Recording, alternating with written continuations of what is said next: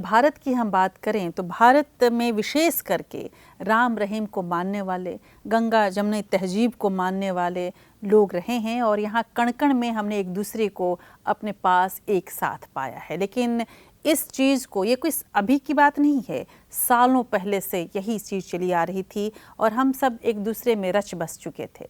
अंग्रेज़ हुक्मरानों को यही बात पसंद नहीं आई थी और उसने जब वो लोग भारत आए तो उन्होंने डिवाइड एंड रूल की पॉलिसी ली और उसी के तहत उन्होंने इस देश में लगभग 200 सालों तक राज किया। अब आप समझ सकते हैं कि ये अंग्रेज़ तो चले गए, लेकिन वो जो नीति थी, वो जो फूट डालो और राज करो की नीति थी, वो हमारे सियासतदानों को खूब भाई और उसके बाद वही सिलसिला आज भी सत्ता में बने रहने के लिए, कुर्सी पाने के लिए जो भी सत्ता लोलुप राजनीतिक पार्टियां हैं, ठीक वही नीति आज भी अपनाती हैं और आवाम को टुकड़े टुकड़े करके, अलग अलग ग्रुप्स में बांट के, अलग अलग वर्ग और समूह में बांटकर एक दूसरे से लड़ाकर, और जिसको आजकल सोशल इंजीनियरिंग का नाम दिया जाता है, और सत्ता हथियाती रही हैं।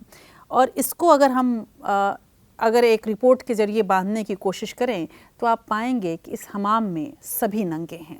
तमाम ऐसे सियासी पार्टियां हैं जिन्होंने कभी न कभी मुसलमानों का उपयोग या दुरुपयोग किया है। किस तरह से, देखिए आप इस रिपोर्ट में।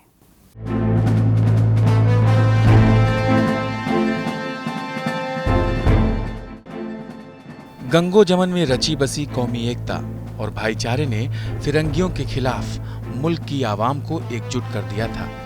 नतीजा हुआ 1857 का गदर, जब मेरठ छावनी में ब्रिटिश फौज के हिंदू मुसलमान सिपाहियों ने चर्बी से भरे कारतूस खोलने की बजाय अपने हुक्मरानों पर ही बंदूकें खाली कर दी। अवध समेत पूरे उत्तर भारत में विद्रोह फट पड़ा, जिसकी जद में पूरा देश आता चला गया। मुश्किल से काबू पाने के बाद मुरादाबाद के commandant lieutenant colonel John Coke ने लिखा था कि डिवाइड इम्पेरा ही भारत में ब्रिटिश सरकार का सिद्धांत होना चाहिए।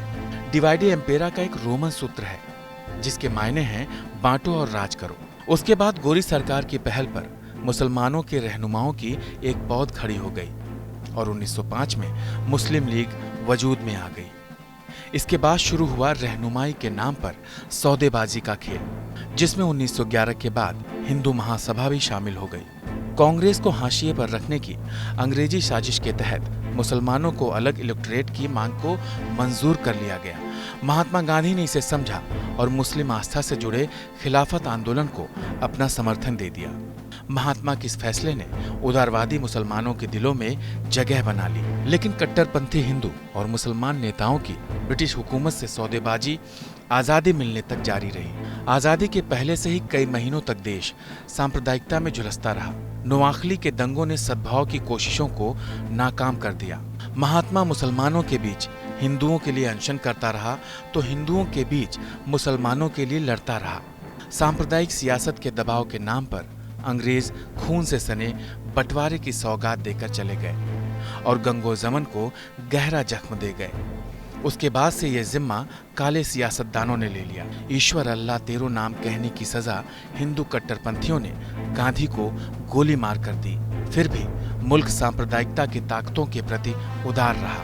1990 के दशक में शाहबानों के मामले में प्रधानमंत्री राजीव गांधी का कट्टरपंथी मुसलमानों के दबाव में आ जाना देश के लिए बहुत महंगा साबित हुआ।